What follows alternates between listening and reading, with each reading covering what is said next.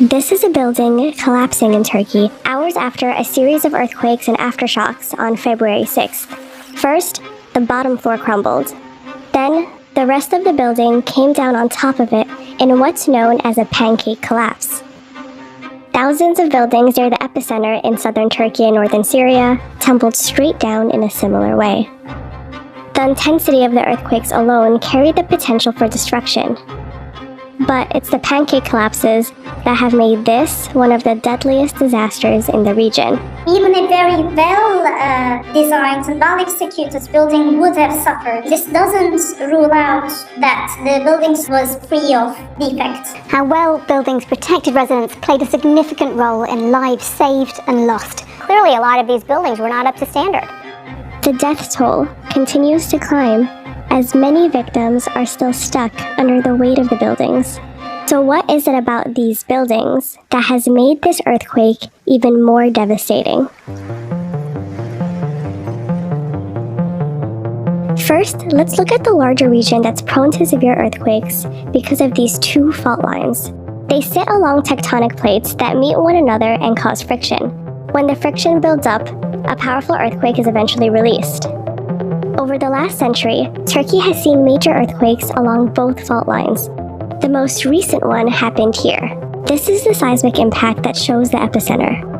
When you take a closer look at the most impacted areas, they were densely populated with Syrian refugees who ended up living in buildings that were haphazardly built and largely neglected. And across the border in Syria, buildings in these areas were already weakened by the prolonged civil war. But what really complicates this disaster is that Turkey was aware of the buildings that were the most high risk.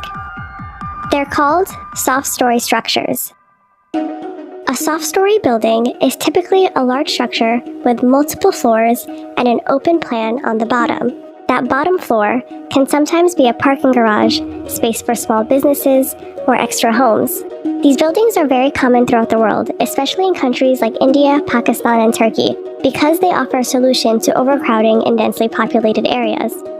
But they historically do a poor job of withstanding medium to powerful earthquakes. Here's why. These columns here could be made of brittle concrete, and the stories on top might be made of stone and a stronger mix of concrete. Sometimes the bottom floor has fewer walls than the ones above, with sides that may be left open, or columns that aren't connected by walls. This means that a soft story is the weakest floor and cannot fully support the heavier ones above it. So when an earthquake hits, the structure may shake until that bottom floor collapses. During powerful earthquakes like Turkey and Syria's, the remainder of the building may follow. This kind of collapse traps people under heavy construction materials, making rescue missions even more difficult. ابن عمي ومرته مع 3 أولاد لهلا ما معروف عنهم شيء ساكنين بالثاني الفني. I can't see him. I can't see him. This is worse than more. But this is a challenge Turkey has faced before. A comparable 7.6 earthquake hit Izmit in 1999 and caused over 17,000 deaths. It became clear that poor building design and soft stories, which made up nearly 90% of building collapses, exacerbated the death toll in this disaster. The aftermath pushed the Turkish government to reintroduce building codes with an emphasis on earthquake safety. But they weren't enforced due to corruption, and many buildings in Turkey were built well before 1999, which meant those buildings could only be strengthened retroactively. There is a way to keep soft-story buildings intact in the event of an earthquake, retrofitting them with materials that can support the weight of the structure. In an ideal scenario, these columns can be replaced or reinforced with steel frames.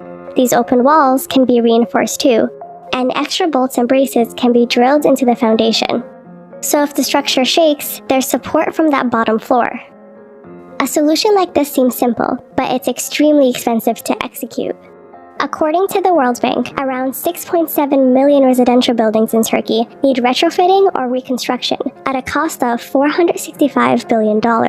As of 2021, only about 4% of those buildings were transformed.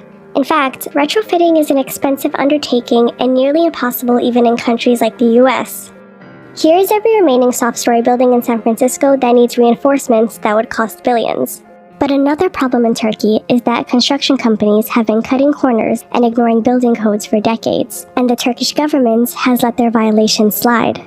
According to the BBC, this post advertised a building that complied with Turkey's latest earthquake safety regulations, which emphasizes the use of strong materials.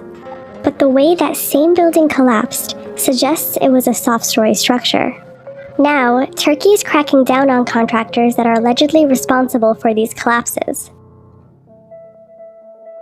The scale of this disaster is a result of complex factors, like geography, neighborhoods still reeling from war, and weak buildings.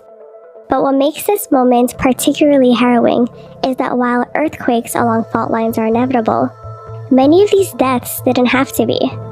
Turkey, along with other countries near fault lines, are all prone to intense earthquakes. But they won't have to be this deadly if cities enforce codes and treat safe housing as a human right.